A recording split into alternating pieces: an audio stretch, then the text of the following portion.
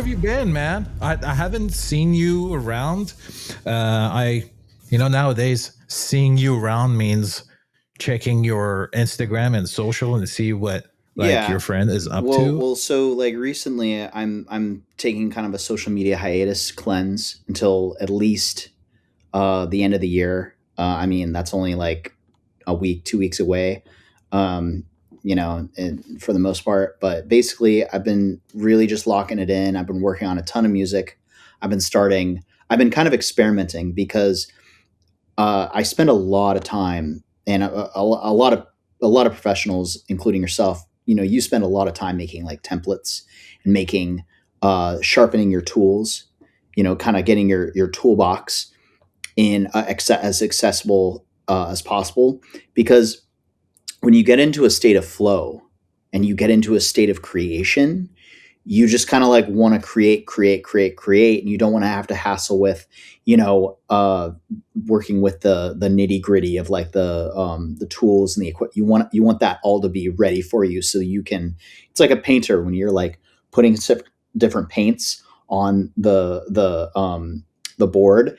You don't want to have to put the paints on the board. You want the paints already there. So if you're like, oh, I need some orange here, I need some red here, or hey, we can mix these two colors together real quick and then make this another color.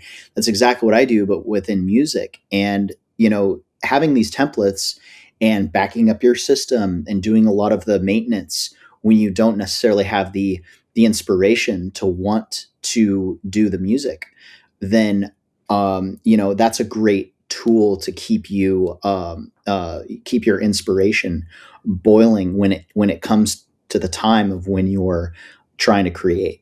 You know what I'm saying? Yeah, So and, that's and that's part of your process. Like you want your process to be so solid that when you're creating something, you want to be able to be flexible if you want to change something, especially when you're working with a client. A client might ask certain things from you to change something in a certain way. And when it comes to like being prepared for a project, these are the things you do. Like if you are learning a technique, you want to learn that technique that's that's flexible and it's not just like this is the way or the highway. And that's like something that is time consuming, whether you're doing audio or visuals. Um, there's so many different routes of it too. You mentioned like your system, your backups and your hard drives and all time consuming. It's not just always you're just sitting down and you're creating.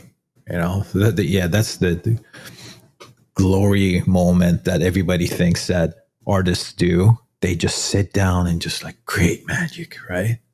No, there's all this stuff on the side that, and a lot of times it's hardware problems, like things crashing and doing something that your system is unstable or there's like this little flicker. I mean, like before this interview, we had a noise that was coming from here that I had to fix. So, yeah. So, what else is happening, man? Any gigs? yeah. We have 2025 is going to be very busy, very busy. That's why I'm kind of locking it in. I'm working on a ton of music. I'm working on like 2 songs a day right now, and I'm at least starting them, and I'm pretty much finishing at least one a day. So I'll start 2 songs and then I'll finish one a day. So that's kind of been a very um, uh, interesting kind of pattern that I've done recently, because I would like to make a, a good pile of songs by the end of January, because then February, as of right now, I got shows in February. I'll be doing the Momentive album release party. I'll be DJing that. I'll also be going to Japan with my buddy Taboo. Do you know Wendell Taboo? That sounds so famous, but I don't know him. Yeah, no, he's an Orange County cat. Yeah, he's in Long Beach, but we're going to Japan. We just booked the tickets. We're working on shows out there, so that's kind of in the mix. That's going to be late February, and then all the way until I'm booked up all the way until June. June, like the first week in June. So I'll have a show every single month, or a show and or a also on top of that a release every month from starting now until at least June. Right now, and that'll be on. I got a track on Momentive Records coming out. I have several tracks. I just released a couple tracks on Lunar Bass, which is a baby label to this other label called High Vibe, and that's more of like a base label that they're trying to build up. And I'm kind of an artist that is I'm the first artist that has released an EP, I believe, on that label. So yeah, that's kind of cool. And then I just released a single that is kind of a cover to song like "Die in Your Arms." I just died, and yeah. That song. I was able to find the vocals, and you have to like, I paid for them obviously, but I found these vocals that I could then put onto the track and then put onto my label, Sci-Fighter, and release it on Discord or Discord, DistroKid, excuse me. And so I was able to do that, and that was a lot of fun. So I'm just literally staying as busy as I possibly can. I have another single coming out in January, and no details on that yet, but that's kind of it's just one thing after another, and I'm just staying busy, just trying to make as much content for. Um, I'm also making social media content, but I'm also making music content as much as I possibly can, because I know that next year is going to be crazy with traveling, shows, everything. So I just know that it's going to be festival season is going to be very, very busy. That's why I'm taking this time. Like I had opportunities to do gigs all throughout December. I just said, and they were smaller. I just said no because I had a great fall. We did some amazing shows. We did shows down in San Diego. We did a show in Costa Mesa. We did a show. We've done a lot of different shows recently, and they're very successful. So A successful artist spends time programming what he's going to do at least for the next 6 months or 8 months. And he just does not wait till that, like the next year, to come programming his gigs, the things that he wants to do. I think you started these things what in October and November. Right now we're recording this like mid December, and you probably like in after November, like mid November, everything slows down. So people begin to not respond as quick. So you probably did this before this amount of time. So that's basically the takeaway from what he just explained. So there is a lot that an artist does besides that the actual work, the actual magic time that he sits behind the computer or goes to the gig and does stuff. There's a lot. An artist these days is not just one person. He's probably like 10, 15 people. I always make this joke and say, we also do plumbing. We plow snow, and we dog walk. We do all sorts of things to get this thing going. We're just not one, superstar that just goes over there and does all the fun work. And this stuff, it takes a lot of effort. Takes a lot of effort, makes you tired to do your creative work. But hopefully, if you grow and have people to work for you, you get the chance to do more creative work instead of all this other stuff. But we all are trying to get there, right? And it's also like I like where you're going with this. Like what it also is surrounding yourself with the right people that are on the same journey as like you are. So for instance, we have the ability, we have all of the logistics handled for our own, and I'm talking about Sci Fighter, and then my friend Paul May, Relentless, and a few other individuals, and my friend now Riley or Earthwave. We have the connections to and the logistics to make our own festival, which is what and now I can announce it. We'll be doing this in we have our own festival plan for May, 1st of May in 2025. So next year. And that's going to be a really cool festival. It's called Bass Valley. So it's going to be all bass music. It's going to be like that world, kind of like world healing bass on the first night. Uh, uh, Guys like Arenda, Skycia, Riley again, and a few other different artists that are more in that kind of scene. And then on the second night, we're going to have a Momentive takeover. So it's going to be drum and bass. We have our own festival planned for 2025 in May, and it's going to be night one is going to be world bass. Then we have that's going to be the Skycia, Renda, different guys like that. And then the next night is going to be drum and bass. It's going to be a Momentive takeover. So I'm excited about that, and that's going to be a lot of Sci-Fighter Records people, a lot of people that we worked before. We have all the we're going to be doing on Michael Martin's property at Sirius Ranch, which is nice. We know him really well through Dance Music Initiative. The that's Brian's network uh, of individuals, and so yeah, that's what we're really planning on for next year in terms of a festival that we can have a. It's called a home festival.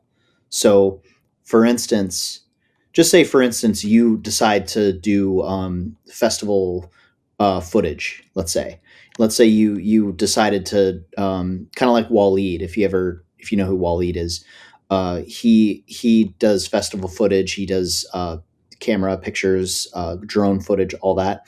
Let's say you wanted to like really get into that, and you don't really have a Rolodex of festivals that you've done photography for. We could, obviously we'll pay you, but you could do uh, visuals and stuff for us and recording for us, and then put it on your reel for doing other bigger festivals. So this festival is a kind of it's a home festival. It's going to be growing, but we want to have like a home base for our artists and our friends that we know that we know they're good artists. We just want there to be a situation because we have all the equipment, we have the sound systems, some of the most sophisticated, not the best, the most sophisticated sound systems on the West Coast. Like we have access to those because we made and we have custom builds. And Riley used to work at Bass Boss, so he's a Bass Boss rig that he takes out to big festivals and stuff. So, and then Paul designed and worked with Josh Leos, who builds speakers and so many different things. And so we have access to accommodate about 3 to 5,000 people if we really wanted to.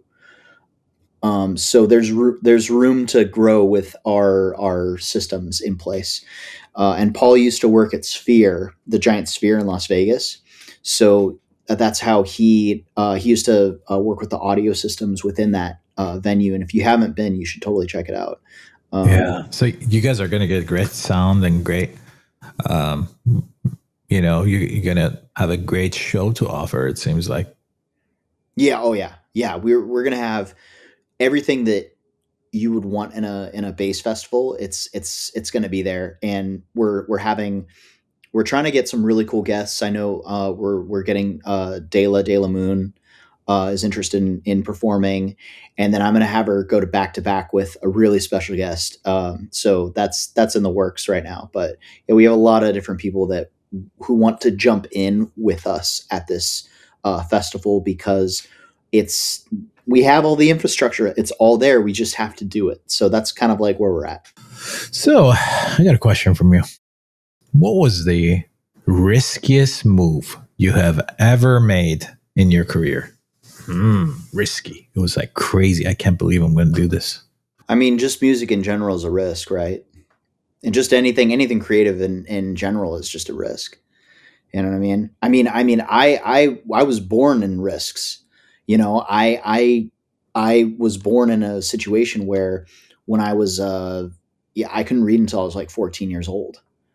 You know what I mean? So for me, even just like just being alive was like a risk because statistically, what I should be doing now on a numbers in a more statistic, and I mean maybe the statistic is kind of outdated and obsolete, but statistically, I should be working at the nearest gas station.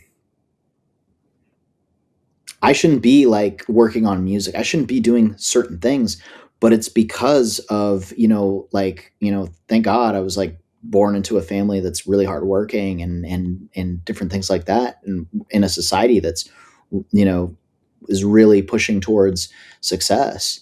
And so I kind of like saw that and I was always kind of like, I was never in like, I was never really I tried to get straight A's. I got some A's, but I was more like a B student, and I was never really like the person doing like the higher classes or anything like that. So I was always kind of like written off as like a student, as like kind of like a kid, because I had so many other friends in like all these higher classes, and I was just like, yeah, I just can't do that because I'm just trying to learn how to learn, and so a risk would be, I think I was just kind of born to do this, to be perfectly honest, and it's just kind of fits my understanding of my reality basically, and like how I kind of see the world. And if I walk into a situation and it's like a Burning Man situation, let's say, or something like that, I'm not going to like freak out about, oh, these people are so weird. Like, no, like I understand how it is, because in reality, we're all kind of weird, right? You know? I'm really weird, dude. you know? But I think just to like finish the answer to your question would be, I think just like just doing this in general is just a risk. Hey, what do you think of these new AIs that do music like Suno and Kits? Yeah, no, I've checked some of them out, and I'm me personally, like it's funny because I think I did one song a few years ago that is my own voice in it, and let me tell you, performing that song, I'm not a classically trained. Actually, I am class. I played clarinet and piano for years and years as a kid, but I'm not classically voice trained. I never really did voice or anything. So for me, it was very difficult because I had a friend who was a vocal mixer. So I would send him the takes and he would be like, oh, try this, try that, do this, do that. And so it was a lot of back and forth, a lot of this. And honestly, like I think of singing as kind of a chore. I don't really have to like it's cool that because I have cool lyrics that I like to write, and I did everything start to finish. But uh I just don't like singing. So if I get an opportunity to like sing into an AI and the AI will do it for me and it will do it right and it will do it, without me like, straining my voice or anything like that, then I'm down with it. I'm perfectly, perfectly fine for it. Now there needs to be, I haven't done it yet, but there needs to be a situation where no one else on the internet can use my voice. Now, is that I have not read the terms and conditions, but I don't think I think that singing your voice into this algorithm, I don't think that you have access to your voice anymore. I think everybody has access to your voice. No, So, actually, you know, with Kits, there is a section where you could actually uh, have your voice to be available to other artists, and I think there's a percentage that you could pick that they could pay. I think I gotta check that. Don't take my word for it, but I think it has that option. But it's not like anybody could have access to your voice. It's not like that at all. You can check it out. All you need is 10 to 30 minutes of your acapella of singing whatever. I recommend having like different things to have the AI trained for. So like all sorts of ups and downs of your voice, and then it would take like 2-3 hours for it to get trained, and then when you come back, you completely have your voice that you could do anything with it. It right now it does like different harmonies. It does like it has all these like presets of certain harmonies that you could just give it your main vocals, and it just generates all the harmonies. It's beautiful, man. It's And beautiful. so you just need like a dry acapella, no effects or anything. Yeah. Even by the way, even if your acapella has effects and stuff, there are other options that it gets rid of it. You just have to turn it on and go like, get rid of the whatever. Like if there's harmony, even it gets like deharmony it when you're doing this. Um, I gotta show you, kids. You did show me once, and I do like it, and I will definitely be using kits for sure, because I've have probably a whole album of song ideas that I've written out that I have on my hard drive. I just have never finished them because I don't like the way I feel like I'm doing it wrong, and I don't have, I don't really have the money for voice lessons right now. It's not really like it's not really on a priority list for me. So I would way rather, like, I like writing songs. They're cool, and there's, I write about deep stuff. I don't really write about a lot of surface, like, hey, like, guy breaks up with a girl, whatever. I don't really write about that stuff. I write about different things that are like, whoa, what does this like mean, and yeah, that's definitely something that I want to explore. I don't have a problem with it at all, because when I was working at Apple Music, I was training in AI. I was working with AI. AI to me. I've known about AI. I mean, we've all worked with.